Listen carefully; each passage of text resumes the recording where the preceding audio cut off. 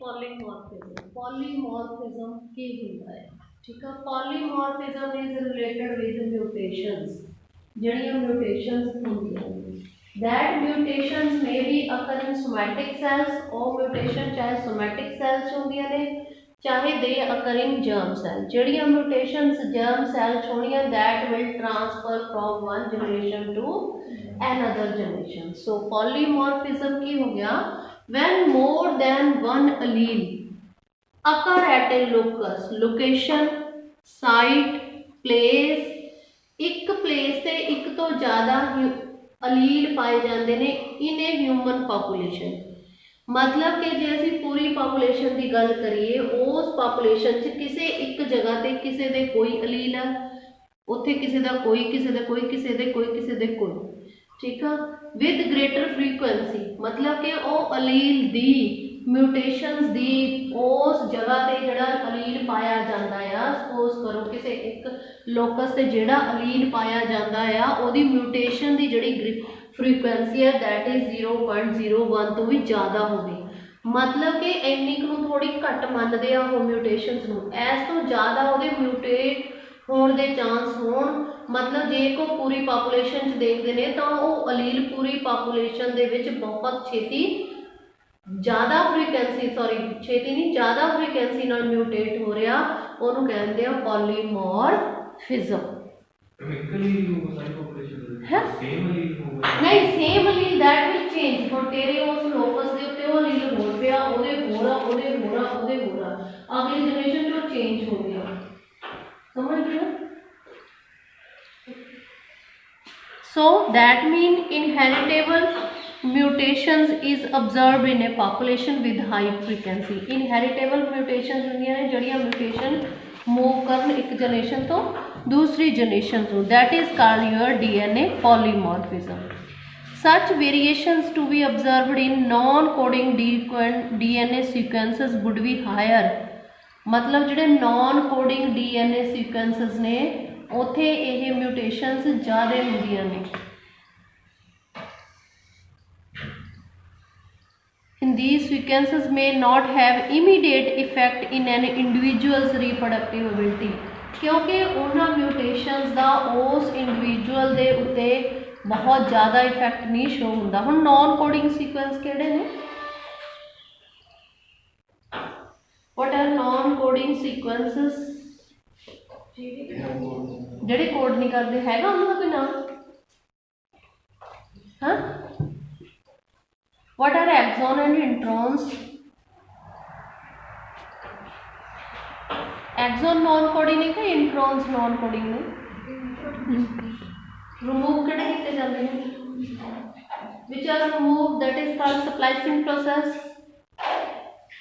है किहड़े remove कीते जांदे ने? इंट्रॉन्स रिमूव करके एक्सॉन जोड़ दिते जाते हैं। कन्फर्म करो भाई, हौसले जे नाल बोलो, दसो कि रिमूव किते जाते हैं? अगे तो भजी जाते, पिछला खाई जाते हैं।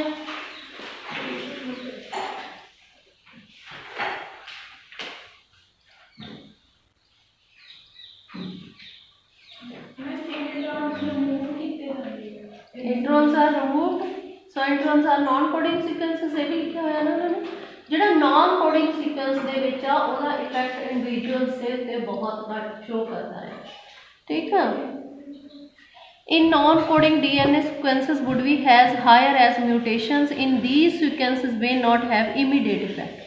ਜਿਹੜੀ चेंज इन non-coding sequences च हुंदी आ उहदा इफेक्ट एकदम नहीं शो हुंदा, उहदा इफेक्ट कई जनरेशनों तो बाद शो होता है। These mutations keep on accumulating, अभी अगे कहना यही जड़ियां म्यूटेशंस ने इकट्ठियां होंदियां जांदियां ने generation after generation and form the basis of variation और पॉलीमॉर्फिज्म। यही ने जड़ियां के वेरिएशन का एवोल्यूशन का बेस बनदियां ने, ते असीं पॉलीमॉर्फिज्म कहने हैं। कहता there is a variety of different types of polymorphism ranging from single nucleotide chain to a large scale chain. हुण ये जिहड़ा पॉलीमॉर्फिज्म आ ਇਹਦੇ ਵਿੱਚ ਜਿਹੜੀਆਂ ਵੇਰੀਏਸ਼ਨਸ ਹੁੰਦੀਆਂ ਨੇ ਉਹ ਸਿੰਗਲ ਨਿਊਕਲੀਓਟਾਈਡ ਤੋਂ ਲੈ ਕੇ ਕਾਫੀ ਸਕੇਲ ਤੱਕ ਵੀ ਚੇਂਜਸ ਹੋ ਜਾਂਦੀਆਂ ਨੇ। ਇਹੀ ਤੁਹਾਡੇ ਐਵੋਲੂਸ਼ਨ ਦੇ ਲਈ ਆ, ਫਾਰ ਐਵੋਲੂਸ਼ਨ ਦੇ ਲਈ स्पीशीएशन के लिए ये पॉलीमॉर्फिज्म बहुत इंपॉर्टेंट रोल प्ले करता है, क्योंकि जे वेरीएशन पैदा होणगियां उन्नी स्टैबिलिटी होगी किसी भी स्पीसीज के जिउंदे रहण दी, उही एवोल्यूशन आ थोड़ा। The technique of DNA fingerprinting was initially developed by Alec Jeffreys. Alec Jeffreys ने DNA fingerprinting नू initialize किया सी। He used a satellite DNA as a probe that show high degree of polymorphism. उन्हें केड़ा चक्या सी? Satellite DNA किया सी ना chromosome से उत्ते satellite DNA चक्या सी। क्यों? क्योंकि जिहड़ा सैटेलाइट DNA आ उहदी हाई डिग्री आ पॉलीमॉर्फिज्म मीनस सैटेलाइट ਉਹਦੇ ਵਿੱਚ म्यूटेशन बहुत छेती ਹੁੰਦੀ है satellite DNA। It was called as variable number of tandem repeats, इनू कहते हैं VNTR, variable number of tandem repeats. This technique is used earlier involved in southern blot hybridization using radio labelled VNTR probe. हुण वो कहता है ये सारे ये उन्हें एक दसिया कहना जिहड़ा variable number of tandem repeats आ ये जिहड़ा मैथड यूज किया फिंगर प्रिंटिंग दे लई, इहदे लई सानू की कुछ चाहिदा। नंबर 1 ते जां ये प्रोसैस हाउ दिस प्रोसैस कर किवें हुंदा आ। सब तो पहला वो की करते हैं isolated DNA, isolation of DNA that is in your book. Second step है digestion of DNA by enzyme endonucleases. उस DNA नू डाइजेस्ट किया जाता है, डाइजेस्ट का मतलब आ उन्हें खोलिया जाता है, ठीक है। सैपरेशन ऑफ DNA फ्रैगमेंट्स बाय इलैक्ट्रोफोरेसिस, इलैक्ट्रोफोरेसिस की सी ना ग्रोस जैल, ਉਹਦੇ द्वारा DNA के फ्रैगमेंट्स ਨੂੰ अलग-अलग वैल ਦੇ ਵਿੱਚ ਪਾਇਆ ਜਾਂਦਾ ਹੈ। Transforming of separated DNA fragments to synthetic membranes such as nitrocellulose और नाइलॉन। हुण उस ਜਿਹੜੇ DNA ਦੇ फ्रैगमेंट्स ने उन्होंने एक शीट नकली सिंथेटिक शीट के उपर रखा जाता है जिहड़ी नायलॉन की बनी हुई है। Hybridization using labelled VNTR probe, उसकी हाइब्रिडाइजेशन की जाती है, 4 कॉपीज़ तैयार की जांदियां ने। And detection of hybrid DNA fragments by auto radiography, वो हाइब्रिड DNA नूं दी रेडियो वेव्स के राही रेडियोग्राफी के राही उन्होंने डिटेक्शन की जाती है।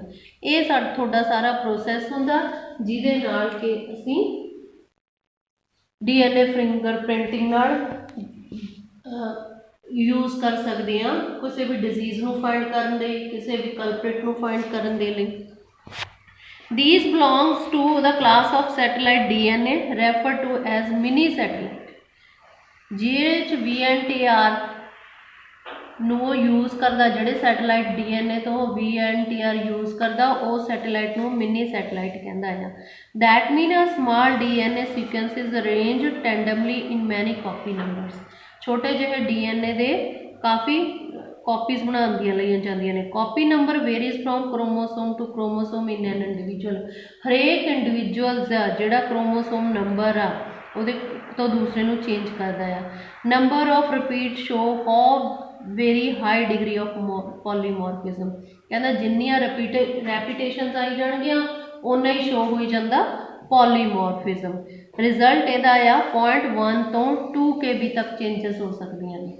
0.1 का मतलब हो गया म्यूटेशनस, 2 KB तक इन्नियां म्यूटेशनस नहीं। हुण ये सारी गल का मतलब की है जिन्नी तुसीं पढ़ी है, ਇਹਦਾ मीनिंग वो कहता जदों वो मिनी सैटेलाइट DNA के अंदर DNA ਨੂੰ खोल के ਉਹਦੀ डिटैक्शन करते, डाइजेशन तो ਉਹਦੀ डिटैक्शन करके देखते आ, तो डिटैक्शन चो वो देखते आ कि ਇਹਦੇ क्रोमोसोम ਦੇ ਵਿੱਚ रिपीटेड यूनिट होर ने, ਇਹਦੇ क्रोमोसोम ਦੇ ਵਿੱਚ होर ने, ਉਹਦੇ 'ਚ होर ने, ਉਹਦੇ 'ਚ होर ने, ਉਹਦੇ 'ਚ होर ने, ਜਿਹਨੂੰ ਉਹਨੇ पॉलीमॉर्फिज्म किया।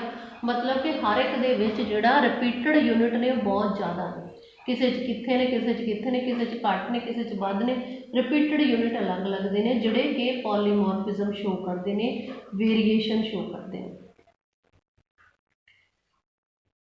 तो फिर उसकी ऑटो रेडियोग्राफ के उत्ते उहदे अलग अलग बैंड के डिफरेंट साइज़ के बैंड बन जाते हैं जिहड़े तुहाडे रिपीटेड यूनिट ने। These band give the pattern of individual DNA, वो दिखा देंगे